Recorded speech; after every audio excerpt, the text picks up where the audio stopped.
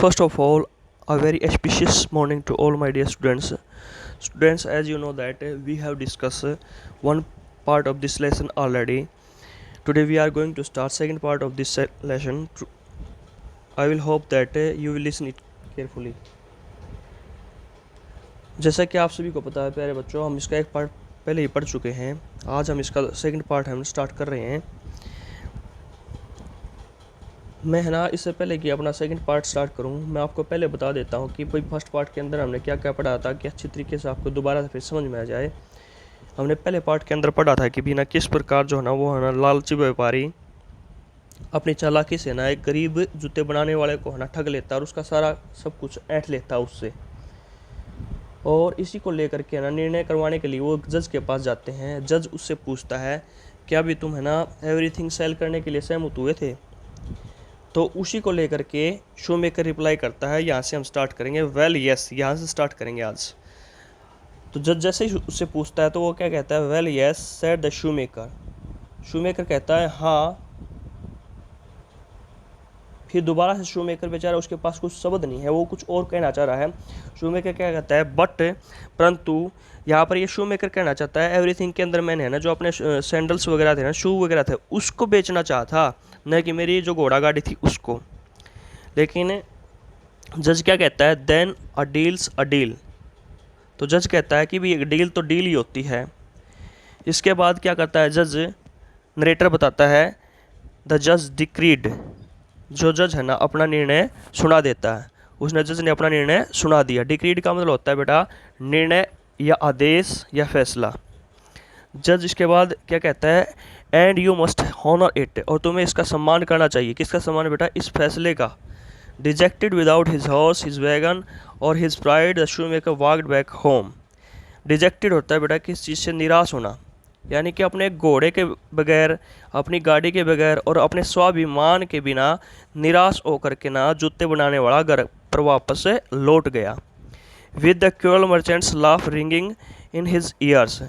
अब जो है ना उस निर्दय व्यापारी की जो हंसी है ना उसके कानों में अब भी गूंज रही थी।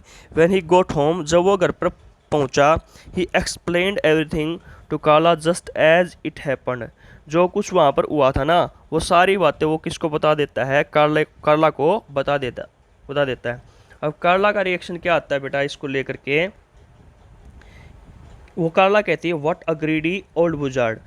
कार्ला उसको है ना बूढ़ा लालची गिद्ध कह करके पुकारती है। बुजार्ड होता है गिद्ध। नरेटर अब बताता है कि बिना ये बात है ना कार्ला कैसे कहती है, कार्ला सैड शेकिंग हर हेड, यानी कि ना अपने ना सिर को ना पटकते हुए ये बात कहती है, यानी कि एक उसको रेग्रेट है कि भी पछतावा है उसके पिता के साथ क्या हो गया। लेकिन कार्ला अपने पिता को ना एक हौसला देती है। कार्ला कहती है, बट डोंट वरी पापा, आई हैव एन आइडिया। पापा आप चिंता मत करो, मेरे पास एक आइडिया है। अर्ली द नेक्स्ट डे, यानी कि अगले दिन ही कार्ला क्या करती है, Carla selected six of the finest pairs of dancing slippers the shoemaker had ever crafted. जो कार्ला ने है ना अगले दिन है ना 6 है ना डांसिंग स्लीपर्स को सिलेक्ट करती है, जो है ना शू मेकर की अब तक की सबसे है ना अच्छी कारीगरी थी।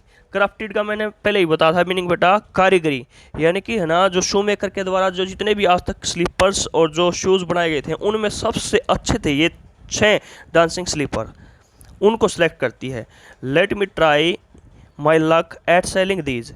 मुझे है ना अपने है ना किस्मत अपना आजमाने दीजिए इनको बेचने के लिए। दीज का मतलब यहाँ पर क्या है बेटा? वो जो डांसिंग स्लीपर नहीं है, दीज यहाँ पर उनको कहा जा रहा है। तो कार्ला क्या कहती है कि भी मुझे ना ये जो डांसिंग स्लीपर्स को ना बेचने के लिए ना आप मुझे ना अपना लक आजमाने दीजिए। तो नरेटर अब क्या बताता है, ये बात कार्ला कहती है। Carla said, her father seeing the determination in his daughter's eyes consented. Consented होता है बेटा किस चीज़ से? सहमत हो जाना, यानी कि जो उसका पिता था ना अपनी बेटी की आंखों के अंदर इतना दृढ़ निश्चय देख करके उस बात के लिए सहमत हो जाता है। Carla loaded the beautiful shoes in a wheelbarrow and was on her way. Wheelbarrow होता है बेटा हाथ से खींचने वाला एक पहिए वाला जो ठेला नहीं होता है, कई बार आपने देखा होगा भट्ठों इत्यादि के ऊपर इस्तेमाल किया जाता है ये। उसको व्हील बैरो बोला जाता है। तो कार्ला ने ना जो अपना है ना उन सुंदर जो जितने भी सुंदर ब्यूटीफुल जो शूज़ थे ना उनको ना हाथ से खींचने वाले उस ठेले के अंदर लाद लिया और अपने रास्ते पर निकल गई। शी स्टॉप्ड टू वाइप हर बोरो। बोरो का मतलब होता है बेटा बोए नहीं होते, और वाइप मीन्स होता है पहुँचना। When she was in front of the wealthy merchant shop and in a flash the merchant came running out. जैसे ही ना जो है ना कार्ला है ना उस लालची व्यापारी की है ना शॉप के सामने पहुंचती है, वो जानबूझ करके ना अपनी जो आँखें नहीं बोए होती हैं, जो सैली होती हैं, इनको पोंछने का दिखावा करती है। और उसी अक्षण है जो कुछ इन अ फ्लैश का मतलब होता है थोड़े से समय के अंदर, and in a flash the merchant came running out. और जो ना थोड़े ही समय के अंदर जो ना मर्चेंट है ना दौड़ता हुआ अपनी दुकान से बाहर आ जाता है। और मर्चेंट क्या कहता है, सिग्नोरिना। सिग्नोरिना यहाँ पर क्यों प्रयोग किया गया बेटा, this is a common name in the western country. ये जो है ना एक कॉमन नेम यूज किया जाता है। अगर मान लो किसी का नाम नहीं पता तो उसको क्या बोल देते हैं, कॉमनली सिग्नोरिना बोलते हैं। उस लड़की का तो आपको पता है कि कार्ला नाम था, लेकिन वो उसको सिग्नोरिना कह करके पुकारता है। नरेटर बताता है ही प्योर्ड एज ही अप्रोच्ड। जैसे वो वहाँ पर पहुँचता है ना तो वो एक अजीब तरह का साउंड करता है। अजीब तरह का मतलब भी उसको फुसलाने वाला साउंड, उसको प्योर बोलते हैं। यानी कि इसको हम कह सकते हैं make a soft swing sound, यानी कि एक प्यारा सा साउंड निकालता है।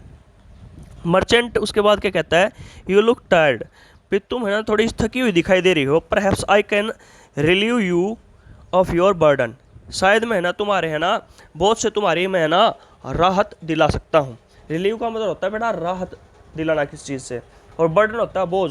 तो उस को एक और बार चालबाजी खेलने की कोशिश करता है। वो कहता है कार्ला से कि भी तुम है ना थकी हुई प्रतीत हो रही हो, और शायद मैं ना तुम्हारे इस बार से ना मैं तुम्हें थोड़ा सा राहत महसूस करवा सकता हूँ। कहने का क्या मतलब होता है बेटा, इनडायरेक्टली वो उसके जो है ना शू वगैरह नहीं है, जो स्लीपर्स जो डांसिंग स्लीपर्स थे उनको खरीदना चाह रहा है वो कार्ला। फिर अब है ना कार्ला को तो पहले ही पता था वो भी कितना लालची है वो व्यापारी। That would be very nice Indeed, वास्तव में ये बड़ी अच्छी बात होगी। अब नरेटर क्या करता है बताता है, स्माइल्ड कार्ला, और ये बात है ना कार्ला ने मुस्कुराते हुए कही। The merchant looked in the wheelbarrow and studied the dancing slippers. और जो है ना मर्चेंट था ना लालची व्यापारी, उसने जो उस ठेले के अंदर है देखा, और साथ में ना उनको भी अच्छी तरीके से, वो डांसिंग स्लीपर थे ना उनको भी अच्छी तरीके से देखा।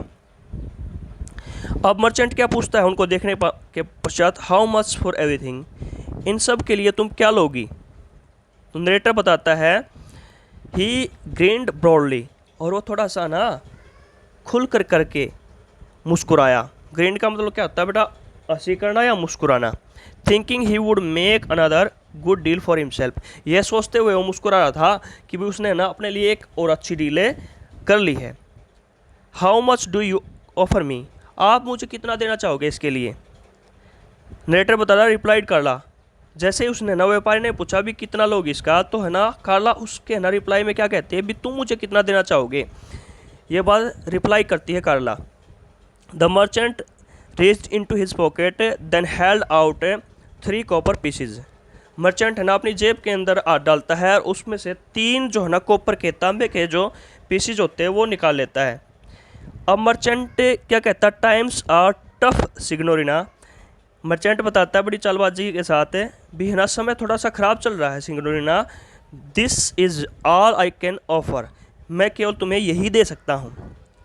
कार्ला कहती है एवरीथिंग इन योर हैंड, भी जो कुछ तुम्हारे हाथ में वो सब। कार्ला दोबारा से नरेटर बताता है, कार्ला आस्क्ड, कार्ला उससे दोबारा से पूछती है यानी कि जो कुछ तुम्हारे हाथ में वो सब कुछ है। तो मर्चेंट है ना बिना सोचे समझे क्या कहता है, यस सर्टनली, हाँ निश्चित रूप से। सर्टनली का मतलब क्या होता है बेटा, निश्चित रूप से। देन इट्स अ डील, तो कार्ला कहती है ठीक है ये हमारे बीच में अब डील हुई। नरेटर बताता है जैसे उसके पिता के साथ उसने ठगी की थी ना, और बड़ी दृढ़ता के साथ है जो व्यापारी बोल रहा था उसी वे के अंदर है। अब कार्ला जवाब देती है, said Carla firmly and held out her hand for payment. और बड़ी दृढ़ता के साथ है ना कार्ला इस बात को कहती है और पेमेंट लेने के लिए अपना हाथ आगे बढ़ाती है। The merchant grind slightly and slide the coins into it. और जो है ना मर्चेंट है ना वही फिर है ना कपटपूर्ण हंसी यानी कि छल वाली हंसी हंसता है और है ना उसके हाथ में वो सिक्के दे देता है। काला कहती है ओ थैंक यू, अरे आपका धन्यवाद। नरेटर बताता है said Carla with her hand still extended, ये बात थैंक यू वाली बात उसने अपना हाथ अब भी है ना आगे बढ़ाए हुए कही। यानी कि कार्ला ना एक्सटेंड का मतलब होता है बेटा फैलाना या बढ़ाना। कार्ला ने अपना अब भी हाथ है ना आगे की तरफ बढ़ा रखा था। क्यों?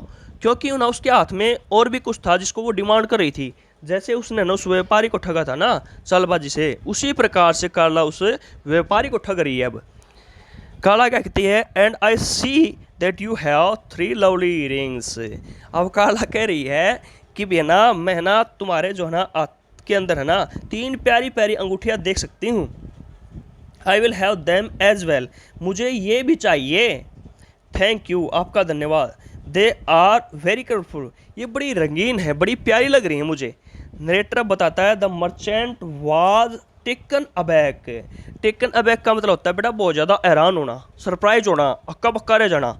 जो मर्चेंट था ना, जो व्यापारी था, वो थोड़ा सा हैरान हो गया, सरप्राइज हो गया, अक्का बक्का रह गया। अब मर्चेंट क्या कहता है व्हाट्स दिस, यह क्या बात हुई? नरेटर बताता है ही बिलोड, बिलोड का मतलब होता है बेटा जोर से चीखना, चिल्ला करके। और व्यापारी ने ये बात क्या कही, जोर से चिल्ला करके ये बात कही। कार्ला कहती है come now my dear man let's not quibble. Quibble means होता है बेटा प्ले ऑन वर्ड्स, यानी कि शब्दों के साथ खेलना। अब वो क्या कहती है व्यापारी से, अरे मेरे सज्जन व्यक्ति आप है ना शब्दों के साथ मत खेलो। नरेटर बताता है ये बात किसने कही, सैड कार्ला, ये बात कार्ला कहती है। कार्ला अब दोबारा से कहते हैं you did agree to pay me everything in your hand didn't you. बे तुम है ना मुझे ना जो तुम्हारे हाथ में जो कुछ था ना उस सब के लिए ना देने के लिए सहमत हुए थे। डिडंट यू, क्या नहीं हुए थे? अब नरेटर बताता है now the merchant was fuming. Fuming का मतलब होता है बेटा बहुत ज़्यादा गुस्से में हो जाना। अब जो व्यापारी था ना वो बहुत ज़्यादा गुस्से में हो गया। For he was a man prone, किस कारण से गुस्से में हुआ? For he was a man prone to displaying his wealth, क्योंकि है ना हमेशा ही है ना वह एक ऐसा व्यक्ति था जो अपनी है ना धन दौलत को दिखाने में हमेशा विश्वास रखता था, यानी कि उसका दिखावा करता था अपनी धन दौलत का। इसी कारण से वो गुस्से में था कि भाई है ना आज यही बात है ना तुम्हें ले डूबी, क्योंकि ना वो दिखावा करता था अपनी धन दौलत का, इसके कारण से। Thank you and have a nice day. Students जितने भी वर्ड मीनिंग मैंने बताए हैं ना आप उसको अपनी फेयर नोटबुक के अंदर नोट करोगे, और इस लेसन को जहाँ तक हमने 2 पार्ट हम कर चुके हैं इसको 2 टाइम रिवाइज करोगे। Thank you and have a nice